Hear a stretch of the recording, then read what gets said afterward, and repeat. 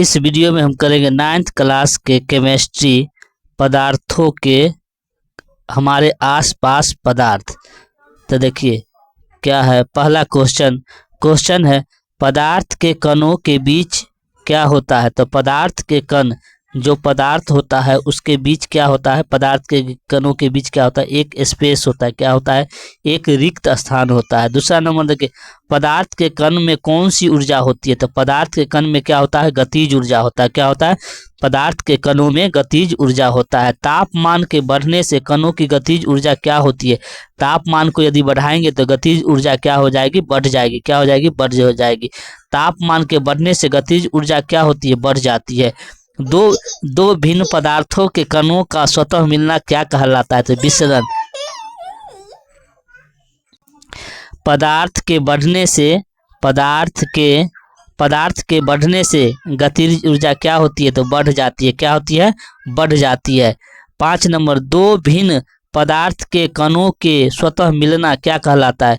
दो पदार्थ जब स्वतः खुद ही मिल जाता है, जब दो पदार्थ क्या होता है, स्वतः ही मिल जाता है, तो उसको विसरण कहते हैं। क्या कहते हैं, उसको हम विसरण कहते हैं। क्या कहते हैं, विसरण कहते हैं। दो पदार्थों को स्वतः मिलना क्या कहलाता है, तो विसरण कहलाता है। अगला देखिए पदार्थ के कितने अवस्था होता है, कितने रूप। तो 3 होता है, ठोस, द्रव और गैस। ऐसे तो 5 अवस्था है, लेकिन कौन इसमें पढ़ेंगे, इसमें 3 अवस्था पढ़ेंगे, ठोस, द्रव और गैस। तो ठोस क्या है, तो ठोस का क्या होता है, आकार होता है क्या, निश्चित और स्पष्ट सीमा होता है।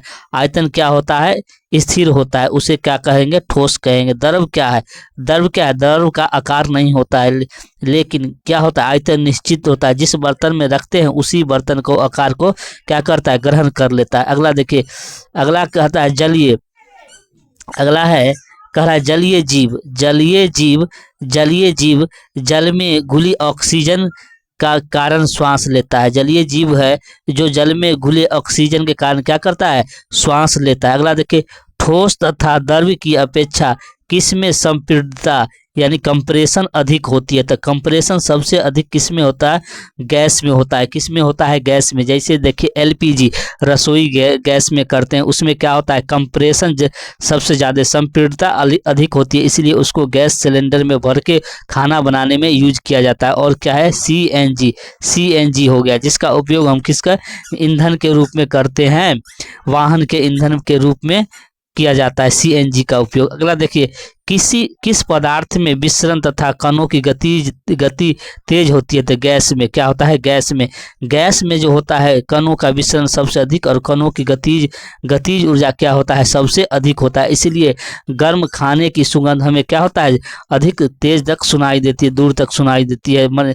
सुगंध महसूस होता है। गलनांक क्या है, गलनांक न्यूनतम तापमान पर ठोस पिघल कर द्रव पदार्थ के गुण को, गलनांक क्या है, न्यूनतम ताप पर, क्या न्यूनतम ताप पर ठोस का पिघल कर द्रव में बदलना पदार्थ का क्या कहलाता है, गलनांक कहलाता है। क्या कहलाता है, गलनांक कहलाता है। बर्फ का गलनांक कितना होता है, तो 273.15 केल्विन होता है। तो बर्फ का गलनांक कितना होता है, 273.15 केल्विन होता है। अगला देखिए कह रहा है संगलन क्या है, ठोस से द्रव अवस्था में बदलना क्या कहलाता है, संगलन कहलाता है। ठोस से द्रव अवस्था में बदलना क्या कहलाता है, तो संगलन कहलाता है। परसुप्त उष्मा क्या है,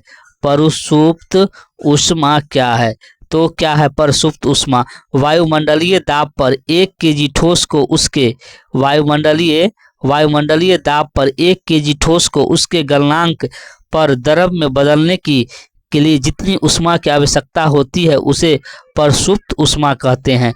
परसुप्त उष्मा क्या है, तो वायुमंडलीय दाब पर 1 केजी ठोस को उसके गलनांक पर द्रव में बदलने के लिए जितनी उष्मा की आवश्यकता होती है उसे परसुप्त उष्मा कहते हैं। अगला देखिए क्वथनांक क्या है। अगला क्वेश्चन है क्वथनांक क्या है, तो क्वथनांक वायुमंडलीय दाब पर वह तापमान जिस पर द्रव उबलने लगता है। वायुमंडलीय दाब पर वह तापमान जिस पर द्रव उबलने लगता है उसे क्वथनांक कहा जाता है। ऊर्ध्वपातन क्या है, द्रव अवस्था में परिवर्तित हुए बिना सीधे ठोस से गैस में बदलने की प्रक्रिया को ऊर्ध्वपातन कहते हैं। तो उत्पादन किसे कहते हैं? तो उत्पादन किसे कहते हैं? द्रव अवस्था में परिवर्तित हुए बिना ठोस अवस्था से सीधे गैस अवस्था में बदलने की प्रक्रिया को क्या कहेंगे? ऊर्ध्वपातन कहते हैं। ऊर्ध्वपातन किसे कहते हैं? तो द्रव अवस्था में परिवर्तित हुए बिना ठोस अवस्था से सीधे गैस अवस्था में बदलने की प्रक्रिया को ऊर्ध्वपातन कहते हैं। ठोस कार्बन डाइऑक्साइड को क्या कहते हैं? तो शुष्क बर्फ कहते हैं, ड्राई आइस कहते हैं। CO2 को क्या कहते हैं? शुष्क बर्फ कहते हैं। वाष्पीकरण क्या है? तो क्वथनांक से